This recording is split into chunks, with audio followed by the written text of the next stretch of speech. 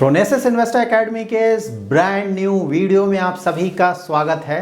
इस वीडियो को मैंने 4 पार्ट्स में डिवाइड किया है। फर्स्ट पार्ट में as requested by many of you मैं उस सारे म्यूचुअल फंड कंपनीज के बारे में आपको बताऊंगा जिन्होंने अपने कुछ स्कीम्स को सस्पेंड कर दिया है। सेकंड, हम ये जानेंगे कि वैसे स्कीम्स जो कि सस्पेंडेड नहीं हैं लेकिन उनके पोर्टफोलियो में अच्छा एक्सपोजर है इंटरनेशनल इक्विटीज़ का, तो वैसे स्कीम्स जो भी फ्रेश मनी आपसे कलेक्ट कर रहे हैं उस मनी को वो कहाँ इन्वेस्ट करेंगे।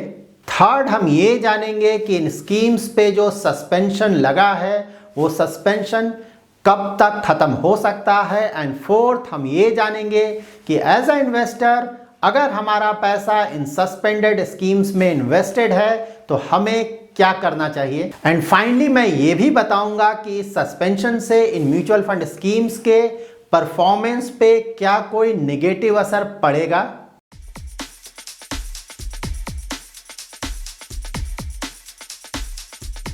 सो टोटल 55 स्कीम्स सस्पेंड किए गए हैं अक्रॉस 19 म्यूचुअल फंड कंपनीज। सो जिन 19 एसेट मैनेजमेंट कंपनीज ने अपने स्कीम्स को सस्पेंड किया है वो एएमसीज हैं IDFC, Mirae, Mahindra, BNP Paribas, HSBC, Sundaram, Aditya Birla, SBI, Axis, Kotak, Invesco, ICICI Pru, HDFC, PGIM, Edelweiss, Nippon India, Parag Parekh, Motilal Oswal and DSP. Out of this 19 mutual fund companies 2 mutual fund companies ऐसे भी हैं जिन्होंने एग्जिस्टिंग एसआईपी भी सस्पेंड कर दिया है, जबकि रेस्ट 17 म्यूचुअल फंड कंपनीज ने अपना existing SIP and STP suspend नहीं किया है। सो वो 2 म्यूचुअल फंड कंपनीज जिन्होंने एग्जिस्टिंग एसआईपी भी सस्पेंड कर दिया है वो हैं IDFC mutual fund and Mirae Asset mutual fund. IDFC ने अपने 1 स्कीम में फ्रेश इन्वेस्टमेंट सस्पेंड किया है, जबकि Mirae Asset mutual fund company ने अपने 3 स्कीम्स में फ्रेश इन्वेस्टमेंट सस्पेंड किया है। नाउ हम उन 17 म्यूचुअल फंड कंपनीज के स्कीम्स के बारे में जानेंगे जिन्होंने अपने fresh lump sum SIP and STP को तो सस्पेंड कर दिया है, लेकिन अगर आपका एग्जिस्टिंग एसआईपी या एसटीपी है इन फंड्स में तो वो कंटिन्यू रहेगा। सो निपॉन इंडिया म्यूचुअल फंड के 4 स्कीम्स हैं एंड एडेलवाइस म्यूचुअल फंड के 6 स्कीम्स हैं। पराग पारेख म्यूचुअल फंड का 1 स्कीम है, डीएसपी म्यूचुअल फंड का 6 स्कीम है, पीजीआईएम इंडिया म्यूचुअल फंड का 3 स्कीम है, जबकि एचडीएफसी म्यूचुअल फंड का सिर्फ 1 स्कीम है। आईसीआईसीआई प्रू एएमसी के 4 स्कीम्स हैं, मोतीलाल ओसवाल म्यूचुअल फंड के 3 स्कीम्स हैं एंड इन्वेस्को म्यूचुअल फंड के 3 स्कीम्स हैं। यहाँ पर मैंने मोतीलाल ओसवाल म्यूचुअल फंड के 3 स्कीम्स को हाईलाइट किया है। इसका रीज़न ये है कि इन 3 स्कीम्स में 2 रीज़न से फ्रेश इन्वेस्टमेंट सस्पेंड किया गया है।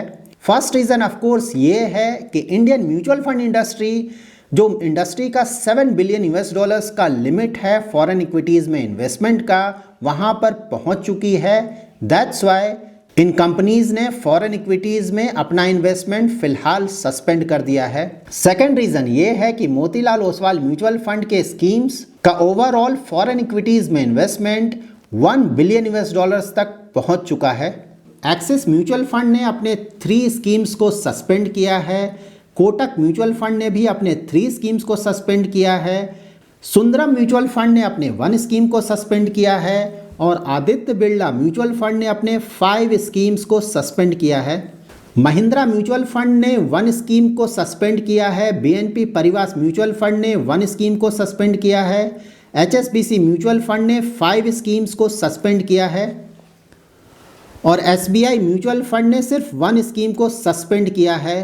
तो आप इन सारे स्कीम्स में फ्रेश इन्वेस्टमेंट्स नहीं कर सकते हैं।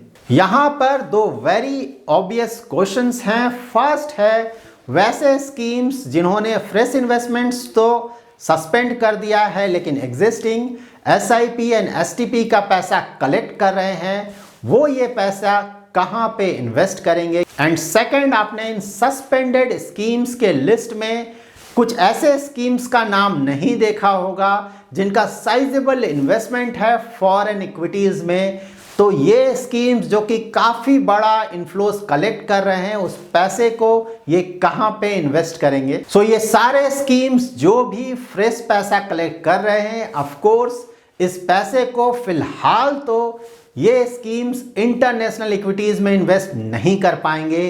तो इन स्कीम्स के पास 3 ऑप्शंस हैं। फर्स्ट ऑप्शन ये है कि जो भी फ्रेश पैसा ये कलेक्ट कर रहे हैं उस सारे पैसे को इंडियन इक्विटीज में इन्वेस्ट कर दें। सेकंड ऑप्शन ये है कि फ्रेश पैसे को ये शॉर्ट टर्म के लिए डेट इंस्ट्रूमेंट्स में पार्क कर दें। एंड थर्ड ऑप्शन ये है कि ये स्कीम्स कुछ पैसे को इंडियन इक्विटीज में इन्वेस्ट कर दें एंड बाकी का पैसा शॉर्ट टर्म डेट फंड्स में पार्क कर दें, ताकि जब भी ये सस्पेंशन खत्म हो तो इस शॉर्ट टर्म डेट फंड में जो भी पैसा पार्क किया गया है उस पैसे को ये फॉरेन इक्विटीज में इन्वेस्ट कर सकें। So now most important question is, ये इशू कब तक रिजॉल्व हो पाएगा? इंडियन म्यूचुअल फंड इंडस्ट्री पे ये जो $7 बिलियन का लिमिट है फॉरेन इक्विटीज में इन्वेस्टमेंट का, ये लिमिट आरबीआई ने 2008 में डिसाइड किया था। उस समय इंडियन म्यूचुअल फंड इंडस्ट्री का साइज अबाउट 5 लाख करोड़ था और हमारा फॉरेन रिजर्व्स अबाउट $309 बिलियन था। और currently Indian mutual fund industry का साइज अबाउट 37 लाख करोड़ है और हमारा फॉरेन रिजर्व अबाउट $630 बिलियन है, जो कि ऑफ कोर्स काफी ज्यादा है। सो ओवरऑल इन डिटेल से हमें यह पता चलता है कि आरबीआई बहुत जल्दी ही इस $7 बिलियन के लिमिट को इंक्रीज कर देगा। So now as a investor हमें क्या करना चाहिए? तो जैसा कि मैंने ऑलरेडी आपको बताया है कि मार्केट एक्सपर्ट्स ये एक्सपेक्ट कर रहे हैं कि ये $7 बिलियन का लिमिट बहुत जल्दी ही आरबीआई बढ़ा देगा।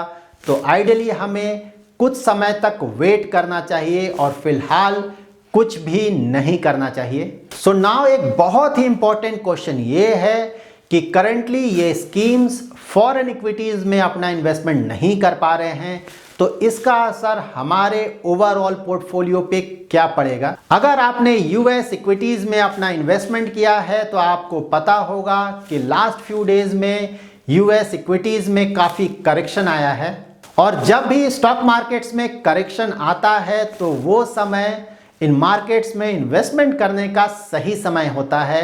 But unfortunately because of this suspension हम अपना पैसा यूएस इक्विटीज में फिलहाल इन्वेस्ट नहीं कर पा रहे हैं through of course mutual fund root.